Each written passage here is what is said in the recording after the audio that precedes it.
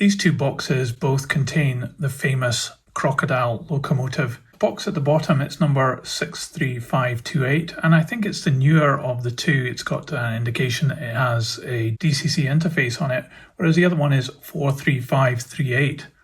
So why do I have two of these? Well, I think actually both of these have got a bit of damage. I got them together pretty much as damage repairables because I think both of them are taking a few hits. So it's quite a delicate model, this one, and there's a lot of parts to it. So let's get them out of the boxes and we'll see what condition they're in and what we can do about it. Okay, so this is the first one, and obviously it's in green of the SBB CFF. It seems to come with an Arnold bag in which there's a really tiny piece of metal inside. I don't know what that's for. It does have a part number on this, but I don't know why it's got an Arnold bag. And we've got some glazing as well. This actually looks as though it's maybe a bit broken, but you can see that we are missing some of the windows, and also this is not attached at all. And we've got other bits and pieces of damage like this part here, which is coming away. And we've got a bit of damage here too. So it's not in great condition, but it is quite a delicate model and also very impressive. You can see that here. Anyway, let's get the other one out and we'll compare what we've got.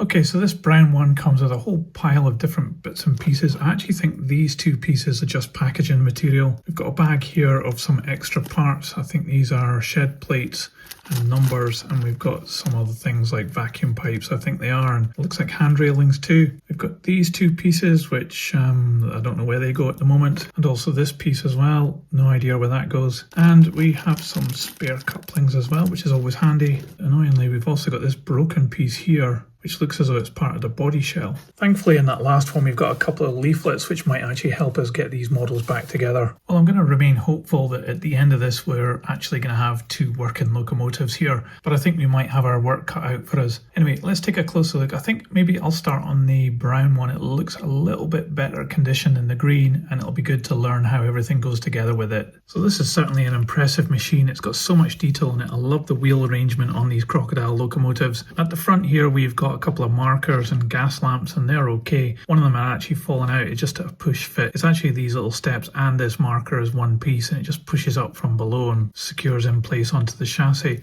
Looks like we've got a bit of damage here where this is a metal piece. It looks like it's just had a bit of a chip there, also in the corner there as well. But even looking at the other end of the locomotive, it doesn't actually look too bad, this one. I think probably this is the best of the two. The body seems a little bit more secure than the other one.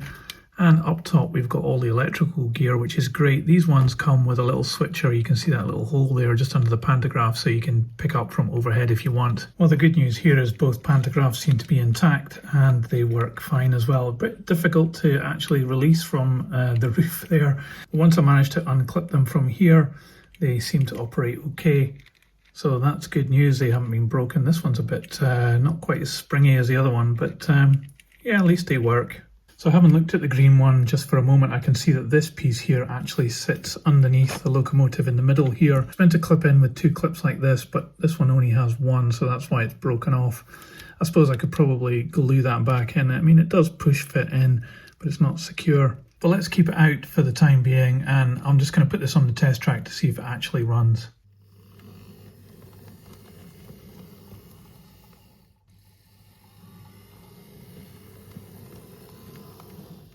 Well, that is such a relief that this runs, and it actually runs really good as well. Even the lights work, they're directional too.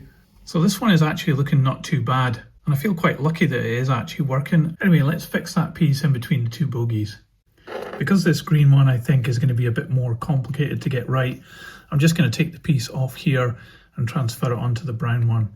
Well, annoyingly, I think they've changed the clip design. This one on the right is off the green one. This one on the left is off the brown one, but hopefully this one will just slot straight in. Let's give it a go. Okay, that was an easy fix. So I'm just going to take the body shell off the top here. It just unclips. It should just slide off, hopefully. Yes, it does. So now with the body off, I'm starting to see what the problem is for this one. And it's this piece here, which is broken off, and also this piece here at this side. So I've only got one bit of brown plastic that fits in one of these slots. I'm guessing it must be on this side. That does mean that this piece is missing, which is a bit annoying. So I've had a look around for any other of these little broken brown pieces, but I don't have any of them. So it looks like this top part on the body shell, well, it's just broken and Yeah, it's really detracting from the look of the model. So I'm going to see if I can get a new body shell from Roco's spare parts. So until I hear back from them, I'm going to put this aside and look at the green one. Actually, I just noticed when I looked at this spare parts list that these black pieces are actually what is called the cab. And yeah, it fits inside here. I think it goes like that, something like that. Anyway, that's the black cab area. So when you come to reassemble this, I can put these back in. Well, annoyingly, I contacted Roco, checked their spares, and this is a discontinued piece, and they don't have any left, unfortunately. I've done a little bit of a search around on the internet to see if any other supplier has this part, but unfortunately not. So yeah, that's broken up here, which is really annoying, because aside from that, this model looks absolutely perfect. Okay, onto the green one. Well, its body shell is perfect. It doesn't have any of the damage up here.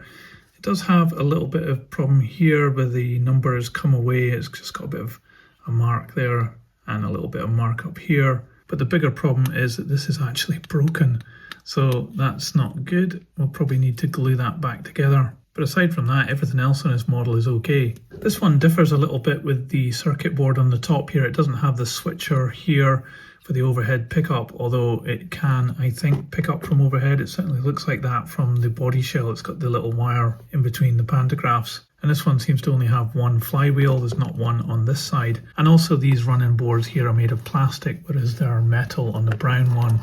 They've got slightly different handrails. This one's a bit bent here, but you can see it here. It's been painted yellow. Over here we seem to be missing a screw that holds that onto the wheel there. So it's not in as good condition as the brown one, apart from the roof. Anyway, let's put this on a piece of test track and see if the chassis at least works. Okay, this chassis is just not working at all. Absolutely nothing happens. So yeah, got my work cut out here.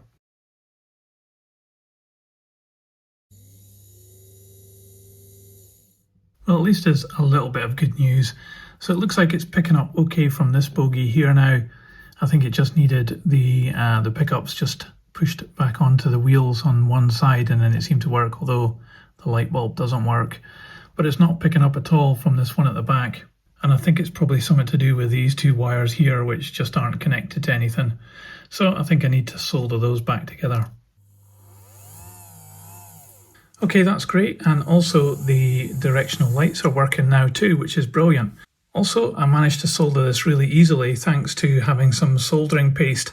I can't remember who it was, sorry about that, but one of my viewers mentioned before when they were seeing my terrible soldering that maybe I should try something like soldering paste or soldering flux. So I took their advice and I got that, and sure enough, it makes it so much easier. So thanks very much for suggesting that. Anyway, the next step for this model is to get the drive shafts connected, and then we'll get the body back on and we can maybe see it going back and forward. Okay, it's time to get these pieces of window glazing back into the body shell, and I'm going to be using this canopy glue for that. So annoyingly, we're just one window short here. Apart from that, we've got all the windows back in here.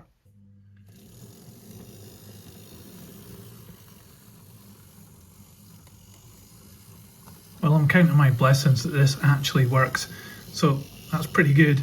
There are still quite a few things not quite right about this green one, but let's put it to the side and jump back to the brown one again.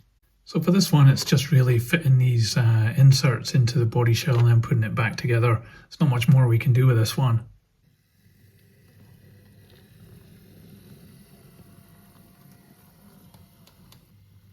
So this brown one is definitely much more refined than the green one, so I think this is actually a later model. Anyway, let's put both of these on the scales and we'll see how much they weigh. So the green one comes in at 449 grams. And the brown one is a bit heavier at 494. So clearly two different generations of this Krokodil model from Roco, and both have got little problems. And I think what this has shown to me is that these models are very detailed and they've got a lot of parts on them. It's also a very complex model. However, it is prone to getting damaged over time. And it seems that these two have taken quite a few bashes, especially the green one. The mechanism seems pretty robust. It's got that central motor running out through drive shafts to both bogies, and it looks as though we've got pretty much all-wheel drive on it, or certainly the driving wheels. And so therefore it moves pretty well. Both of them actually work really good, but obviously the brown one much better. So there's going to be no problems with performance, I think. certainly a lot of pulling power. But it's always going to be the Achilles heel of buying second-hand Krokodil models, in that, you know, they're going to get bashed around, I reckon, unless they're very carefully looked after. And unfortunately, I don't think these two have. And also maybe they've had a few bashes on their way to me through the postal system. It has been really interesting taking these apart and getting them back and running again. It's been an interesting evening's work, but I still have two models which aren't perfect, which is a bit of a shame. But that's the gamble you take when buying second-hand, I guess. Out of the two, I think my favourite is the brown one. I can see that the modifications that have been done to the model over its lifespan have really improved it. So I'm going to put that one on the turntable so you can see all the way around. Let me know what you think of these two models in the comments below. Love to know your thoughts. And that's it for this video. Thanks for watching. See ya. So model train, model works, choo choo, model train, tiny train.